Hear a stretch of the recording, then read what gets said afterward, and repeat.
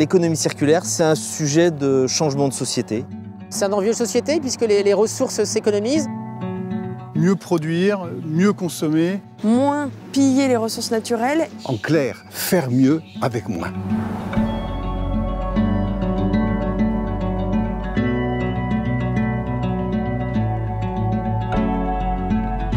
Le référentiel économie circulaire, c'est un outil qu'on a développé avec des collectivités, donc pas seul, pour pouvoir justement aider et faire monter en gamme les collectivités sur le développement de l'économie circulaire. Ce référentiel a été testé entre 2017 et 2019, donc par des collectivités, et aujourd'hui nous sommes dans une phase de déploiement. Les référentiels de l'ADEME, il est intéressant d'abord parce qu'il permet de prendre du recul et se poser les vraies questions, les questions de stratégie de territoire. Deuxièmement, c'est un référentiel, c'est-à-dire qu'il y a un cadre. Et il permet justement, dans la réflexion, de balayer la totalité des champs de l'économie circulaire. Ça, c'est important. Ce que j'y ai vu en tant qu'élu, c'est cette possibilité d'objectiver les choses avec les gens qui sont dans le territoire et qui sont dans la métropole, dans la collectivité, mais aussi de rendre compte à mes collègues élus pour montrer les gains pour le territoire, en emploi, en intensité énergétique et aussi en intensité d'usage de la matière.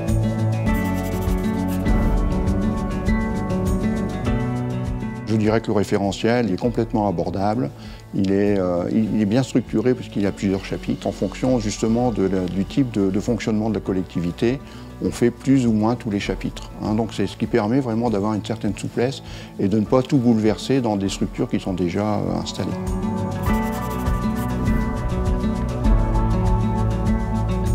Nous avons sur ce territoire un certain nombre d'initiatives qui viennent de loin et qui méritent qu'elles soient mieux prises en compte, qu'elles soient coordonnées et faire en sorte que grâce à l'évaluation qui va être mise en place, qu'on puisse mesurer quel est notre progrès par rapport à l'économie circulaire.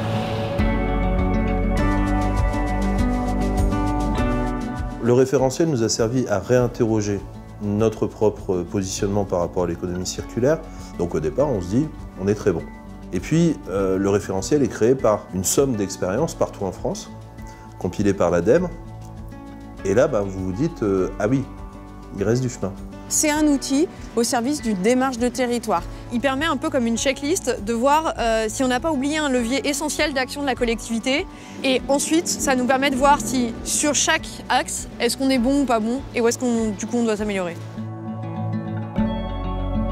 L'ADEME définit 3 familles d'actions, mieux produire, mieux consommer, mieux valoriser. Et 7 piliers.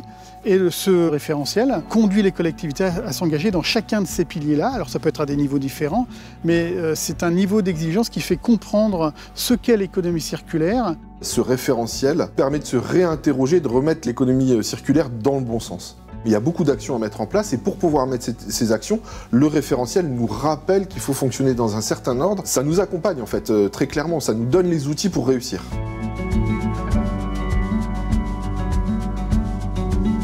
Pour mettre en place ce type de démarche, il faut avant tout un portage politique. C'est-à-dire qu'au niveau des membres du bureau, du président, il y a une volonté forte. Et puis à l'interne, les moyens humains, ça va être un pilote et puis tout le monde.